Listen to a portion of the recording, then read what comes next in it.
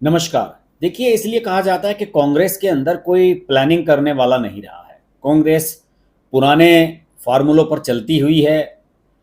Ticket बांटने के लिए राज्यों पर ज़्यादा भरोसा किया जाता है, खासतौर से केंद्रीय जो नेता हैं उनकी बिल्कुल नहीं चलती है वहाँ पर।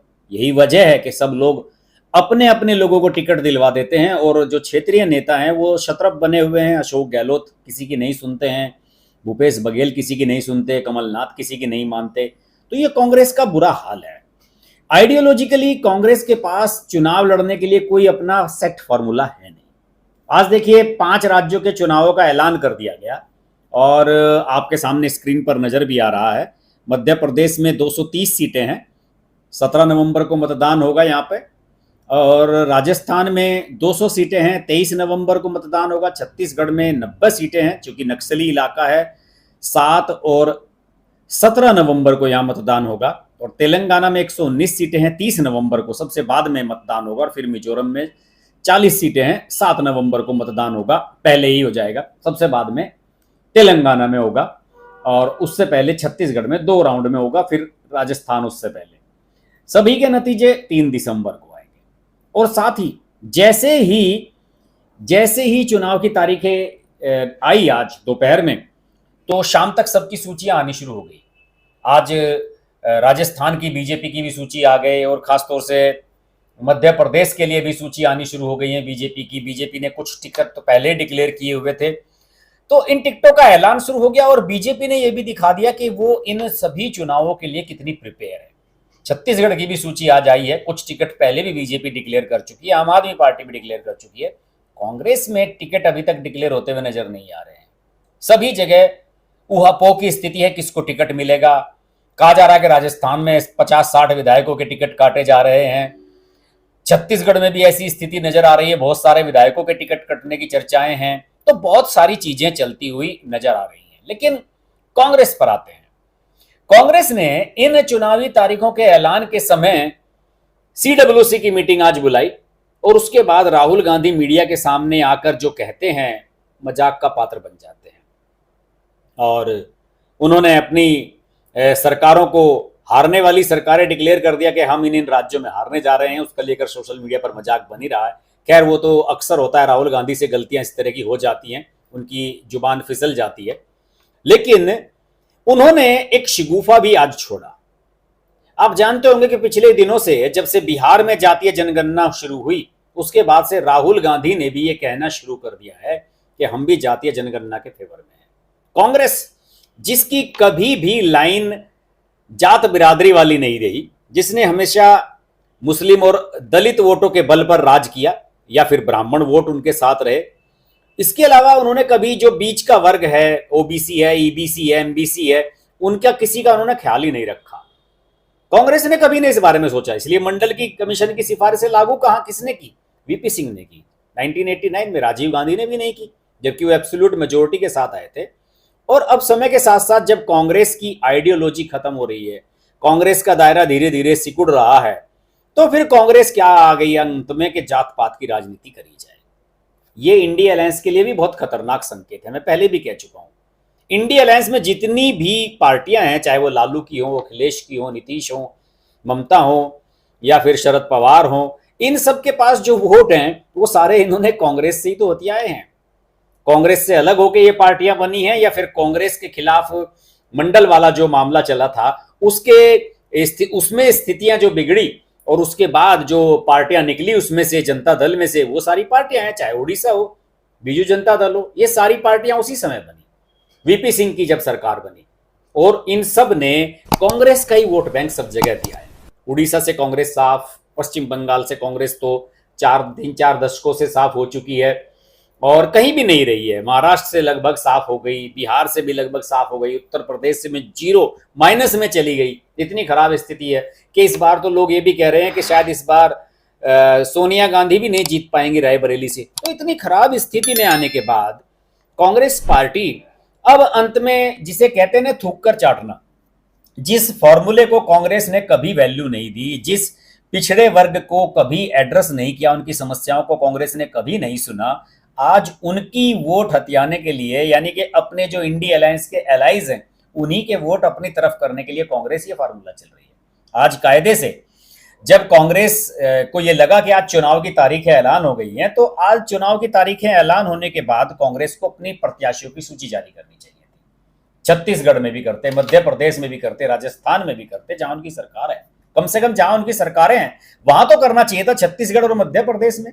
तेलंगाना में तो चलिए समझ में आता है कि कांग्रेस को समझ में नहीं आ रहा है कि करना क्या है, लेकिन वो यहां पर भी अपने प्रत्याशियों की सूची अभी तक डिक्लेयर नहीं कर पाए। और आज जो सीडब्ल्यूसी की मीटिंग होती है कांग्रेस वर्किंग कमेटी की, तो उसके बाद राहुल गांधी को आगे कर देते हैं खड़गे साहब कि जाइए आप मीडिया को संबोधित कीजिए, हम जातीय जनगणना कराएंगे। और जो जिन 4 राज्यों में हमारी सरकार आने की उम्मीद है, इन्हें उम्मीद है कि छत्तीसगढ़ में, तेलंगाना में, मध्य प्रदेश में, राजस्थान में, इन सभी में इनकी सरकारें आ जाएगी। और उन्होंने कहा कि इन राज्यों में अगर हमारी सरकार आएगी तो हम जातीय जनगणना कराएंगे। यानी कि आपकी जाति क्या है, आप किस बिरादरी से आते हैं, ये आपको कांग्रेस बताएगी। उनके पास ना तो कोई रोजगार के लिए कोई फॉर्मूला है, ना डेवलपमेंट का कोई फॉर्मूला है, और ना ही बीजेपी की तरह उनकी कोई अपनी सोच है कि राष्ट्रवादी सोच है, हिंदूवादी सोच है। कांग्रेस के पास कोई थिंकिंग नहीं है अपनी। मैं राहुल गांधी की आज की जो प्रेस कॉन्फ्रेंस है उसके कुछ अंश आपको जरूर सुनवाना चाहूंगा। इसमें राहुल गांधी ने कहा कि जहां जहां कांग्रेस की सरकारें हैं वहां जातीय जनगणना कराएंगे। मैं आपको यहां एक चीज और बता दूं कि इन जिन राज्यों में ये कह रहे हैं कि कांग्रेस की सरकारें हैं, कर्नाटक में भी इनकी सरकार थी, वहां पर इन्होंने आज तक जातीय आंकड़े रिलीज नहीं किए हैं, जबकि जातीय जनगणना वहां पर बहुत पहले ही हो चुकी है। इस कमरे में दलित कितने हैं? सुनिए प्रेस कॉन्फ्रेंस जरा, मीडिया वालों से बात कर रहे हैं। ये मजा देखिए, इस कमरे में ओबीसी कितने हैं? हाथ उठा के दिखा दीजिए, देखिए मजा। नहीं, वो आप कैमरामैन है भैया, आपकी बात नहीं कर रहा हूं मैं, इनकी बात कर रहा हूं। तो ये सवाल है, हिंदुस्तान के इंस्टीट्यूशंस में ओबीसी कितने, दलित कितने, आदिवासी कितने? ये सवाल हम पूछ रहे हैं। इंस्टीट्यूशंस के बारे में पूछ रहे हैं, धन के बारे में पूछ रहे हैं, एसेट्स के बारे में पूछ रहे हैं, और आबादी के बारे में पूछ रहे हैं। राहुल गांधी ने अब कायदे से अडानी और ये सब अंबानी है, इनका जो है बात उठाने का एकदम मामला इन्होंने पीछे डिले कर दिया है। अब उस बारे में चर्चा नहीं करते हैं ये, अब केवल ये जातीय जनगणना इसकी बात करने लगे हैं। जरा जातीय जनगणना वाली जो इन्होंने बात पहले तो इनका कि मजा लीजिएगा जो इन्होंने कहा यहाँ पर है। तो मध्य प्रदेश में स्टेट्स हैं, एक उनका ओबीसी चीफ मिनिस्टर है, तो मध्य प्रदेश में उनकी सरकार जारी है, राजस्थान में भी सरकार जारी है, छत्तीसगढ़ में भी जारी है, तेलंगाना में जारी, स्टेट्स हैं। बताइए एक उनका कैसी गलती करते हैं, बचकानी। तो राजस्थान, छत्तीसगढ़ में भी सरकार जा रही है, इनकी अपनी सरकार है वहां पर। राजस्थान में भी सरकार जारी है, छत्तीसगढ़ में भी जारी है, तेलंगाना में जारी। स्टेट इस तरीके से राहुल गांधी खुद ब खुद पप्पू बन जाते हैं। और इनकी जो जातीय जनगणना वाला शिगुफा इन्होंने जो छेड़ा है, उस पर आपको बता दूं कि इससे पहले अभिषेक मनु सिंघवी ने खबर इनको ट्वीट कर दिया था कि जो हम जिसकी जितनी भागीदारी, जितनी जिसकी आबादी उसकी उतनी भागीदारी, इसको लेकर जब ट्वीट कर दिया था अभिषेक मनु सिंघवी ने कि भाई आप बहुसंख्यकवाद की राजनीति कर रहे हैं, ये सही नहीं है, ये कांग्रेस की लाइन नहीं है, तो उनसे डिलीट करवा दिया था इन्होंने ट्वीट।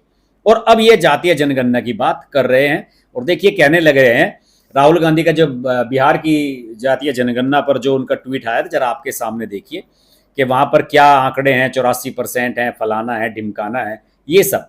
और अब आप समझ लीजिए कि ये आज का उनका बयान सुनिए। और एक ऐतिहासिक निर्णय कांग्रेस वर्किंग कमेटी ने लिया है और यूनानिमसली लिया है, मगर मतलब कमरे में कोई ऐसा व्यक्ति नहीं था जिसने अपना पूरा सपोर्ट कास्ट सेंसस का जो कॉन्सेप्ट है उसको नहीं दिया। तो काफी खुशी की बात है, हमारे यहाँ चीफ मिनिस्टर्स बैठे हैं, हमारे चीफ मिनिस्टर्स ने भी डिसीजन लिया है कि वो भी राजस्थान में, कर्नाटक में, छत्तीसगढ़ में, हिमाचल में कास्ट सेंसस को आगे बढ़ाएंगे। तो अंग्रेजी में बोलूं? तो राहुल गांधी को ये ऐसा लग रहा है कि उनके पास कोई बहुत बड़ा मंत्र आ गया है। वो अगर कास्ट सेंसस की बात करेंगे तो जनता मत देने के लिए उमड़ पड़ेगी। राहुल गांधी भूल रहे हैं कि नीतीश कुमार जातीय जनगणना के आंकड़े उजागर करके पछता रहे हैं, क्योंकि वहां पर 14% यादव कह रहे हैं कि चीफ मिनिस्टर हमारा बनना चाहिए।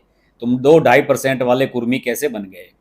ये स्थिति है, ये भूल रहे हैं। अशोक गहलोत आज शायद वोट डालने के लिए, लोगों के वोट लेने के लिए तो पिछले 6 महीने से कितनी योजनाएं चला रहे हैं, लेकिन जातीय जनगणना जब कराएंगे तो आंखें खुली की खुली रह जाएंगी। और इससे यह भी स्पष्ट हो जाएगा कि हिंदू वोट कितने हैं और मुस्लिम वोट कहां पर कितने हैं। बीजेपी तो सीधे जितनी भी जातियां हैं सबको ये कहेगी कि ये तो सारे हिंदू वोट हैं।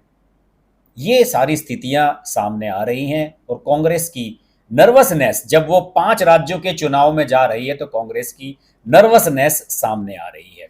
और राहुल गांधी 5 चुनाव डिक्लेयर होने की पूर्व संध्या पर या उसी दिन ये घोषणा करते हुए नजर आ रहे हैं कि हम कास्ट सेंसस कराएंगे। कास्ट सेंसस कराकर राहुल गांधी देख लें कि क्या होने वाला है। सिद्धरमैया ने कराया था पिछले कार्यकाल में, और अब सरकार बने हुए कई महीने हो चुके हैं, मई में चुनाव हुए थे, अब तक भी जातीय आंकड़े सामने नहीं आए हैं। और लोगों का तो ये मानना है, मैंने पहले भी बताया है, कि रोहिणी आयोग की, रोहिणी कमीशन जो 2017 में बनाया था केंद्र सरकार ने, ये देखने के लिए कि सही मायनों में जो आरक्षण है ओबीसीज में, क्योंकि नरेंद्र मोदी खुद ओबीसी से आते हैं, कि ओबीसी में जो आरक्षण है वो सही मायनों में कुछ 4-5-7 बिरादरियों तक ही, जातियों तक ही सीमित है, या जो एक्सट्रीम बैकवर्ड क्लास हैं, बहुत ज़्यादा महापिछड़े हैं, उनको भी मिल रहा है या नहीं। और अगर उसके आंकड़े पार्लियामेंट में शीतकालीन सत्र में नरेंद्र मोदी ने रख दिए तो आप समझ लीजिए कि लोकसभा चुनाव से पहले कितना बड़ा गेम हो सकता है। राहुल गांधी जिसे आज रामबाण समझ रहे हैं चुनाव जीतने के लिए, वो उनके लिए घातक भी साबित हो सकता है। देखते हैं राहुल गांधी की ये जो कास्ट सेंसस वाला शिगुफा है इन चुनावों में कितना काम आता है। और इन 5 राज्यों के चुनाव को लेकर कवरेज हमारी शुरू हो चुकी है। मेरे जो दोनों नेशनल चैनल्स हैं, ये वाला चैनल हर्ष कुमार, इस पर भी वीडियो आने वाले हैं और लाइव आया करेंगे, डेली आते ही हैं। और जो हमारा नेशनल चैनल है हर्ष की बात लाइव, उस पर रात 9 बजे आज राजस्थान चुनावों का एक शानदार विश्लेषण हम करने जा रहे हैं। वहाँ के एक वरिष्ठ पत्रकार के साथ मिलकर वो वीडियो हमने बनाया है, उसे भी आज जरूर देखिएगा। तो बात होती रहेगी, चर्चा होती रहेगी, जुड़े रहिएगा मेरे साथ। नमस्कार।